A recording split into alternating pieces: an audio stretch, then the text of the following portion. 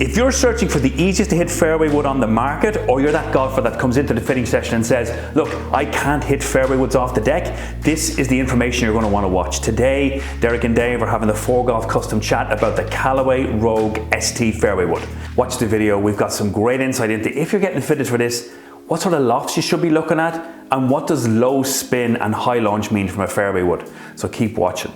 Dave, there's three heads in this. There's the Rogue ST LS, the low spin. There's the Rogue ST Max, and then there's the Max D, or the draw type. We've said this is the easiest launch in fairway wood that we've seen. Why, or why is that important? At an amateur golf level, the fairway wood is traditionally the most difficult club to master. It has the least amount of loft off the fairway. For most amateur golfers, even at a good level, that kind of ease of launch of fairway wood gives you that, you're looking for that kind of optimal carry number, especially maybe when you're trying to use maybe 3-wood off the tee as a backup to the driver, and kind of still being able to launch it out there to get it past the fairway bunker rather than running through it. Now there's a bevy of lofts on this. Yeah, huge amount. Like if it's high launching, and if it goes in the air, and if it gets up off the ground easy, is loft important? But I mean, you've got 4 lofts in the low spin. You've got multiple 7 lofts in the max. You've got 3 in the draw. I think the only people that would really use those high lofted woods are people who don't like long irons and don't like hybrids. So then you have a whole raft of fairway woods, and then your iron's kicking in a 6 iron or a 7 iron. It's really the only time I see those massively high lofts. 3-5 woods, yes, plenty of those. But back from there, heaven woods, 7 woods, 9 woods, 11 woods have quite a limited application. Yeah, but that's kind of a nugget there for people who maybe struggle hitting long irons. So if you're struggling hitting 3, 4, 5 iron, if you're struggling to understand how to use hybrids or rescue clubs, then maybe look at looking at these higher lofted fairway woods. I know a couple of the pros, I remember Dustin Johnson talking a lot about it, how he prefers higher lofted woods than, you know, rescues or higher, longer irons. It's just much easier to get the ball in the air, easier to control. So maybe if you're at home struggling with fairway woods full stop and you don't like using long irons, get into those 9 woods, those 11 woods, those 7 woods. Dave says easy to hit, get them in the air. So if it's, so let me just break this down a little bit for people at home. So low spin, high launch fairway woods. Yeah. What's happening there? Why is that important? Well, I mean, for many years that's been the holy grail in drivers, because it's your way of optimizing both carry and toll. So the ease of launch part in a fairway wood, again, is for the same concept. Is you're looking for that kind of optimal rainbow ball flight. But if you're going to hit it high, if you can't control spin, then you just produce moon balls, golf balls that just keep climbing and climbing and climbing. So there's no distance. At which point then you can't get any distance into them. The tungsten chassis part, or the tungsten kind of speed carriage that they have at the front, is purely there to keep spin off it. So it lowers the spin. So it lowers the spin because it moves the CG forward. Okay. So then you use the chassis design of the head to then produce the launch. I'm assuming it's this kind of metal track V that goes into the back of it that then spreads, because it also makes it incredibly stable at the same time. So for spinning it low or launching it high, is loft important then in this application? I think there's an element of picking loft, certainly.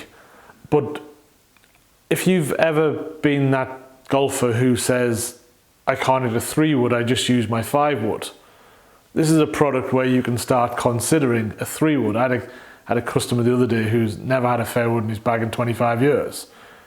You put him into one of these things because it gets in the air and the flight's real powerful, and then it gives him something distance-wise longer than his longest hybrid and sits in nicely in behind the driver. So roughly what was that distance for him? Now I know it varies for different golfers with speeds and so forth, but what sort of distance was he hitting? 235, 240, because driver was 265. Okay, perfect. So like that's where it's going to hit in there, that sort of 200 plus area. Yeah. Okay, perfect.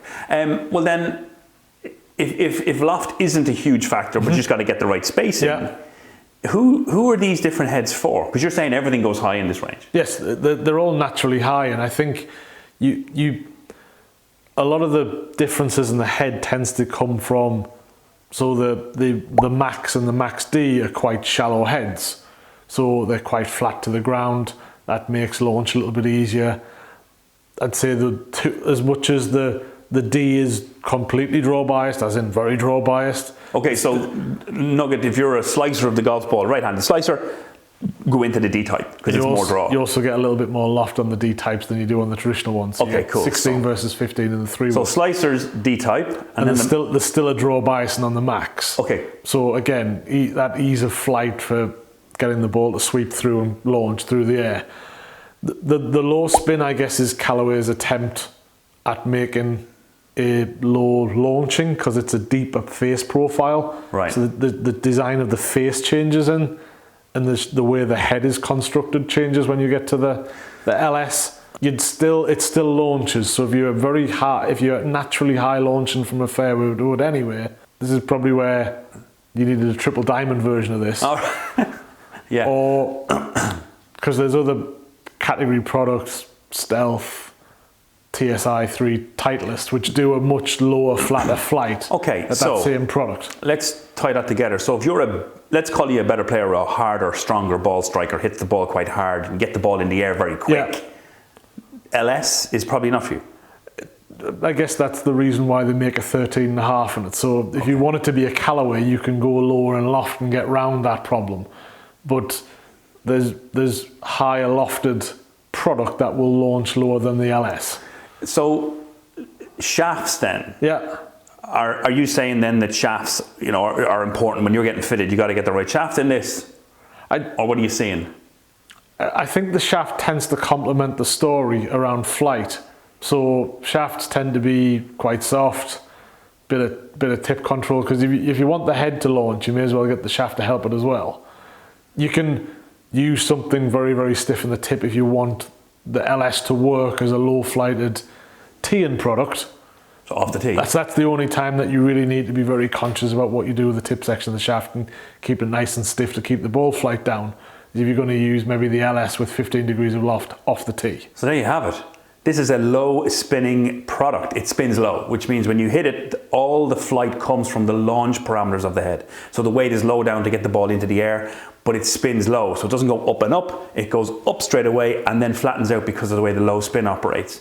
If you're struggling with, I guess, striking it off the fairway, if you're one of those golfers that says, oh, fairway wood's not for me, then you use loft as well as this head to get the ball to fly. So don't be afraid of the higher lofted lofts there because it does spin low. If you're one of those better players, so stronger hitters, hit the ball really hard and get the ball in the air easily with a fairway wood, maybe this might not be for you, but maybe check out the 13.5. I guess it's where, and Dave then pulls in the shaft options, that it's not as very important that the shaft is going to affect the launch of this club. So maybe shaft isn't a massive thing. So maybe it's more to do with the feel of the club through the shaft rather than creating a lot of parameters of lift with the shaft. So bottom line is really easy to hit fairway and probably one of our favorites for getting the ball in the air.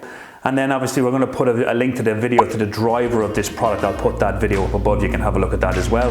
Like what we're doing, please give us a like. It lets us know that you like the videos and we'll do more like this. Obviously ring the bell and it will let you know when there's more videos about custom fitted product and how we use fitting to figure out what clubs are best for our people. And hopefully we'll see you at the next video. Thanks for watching.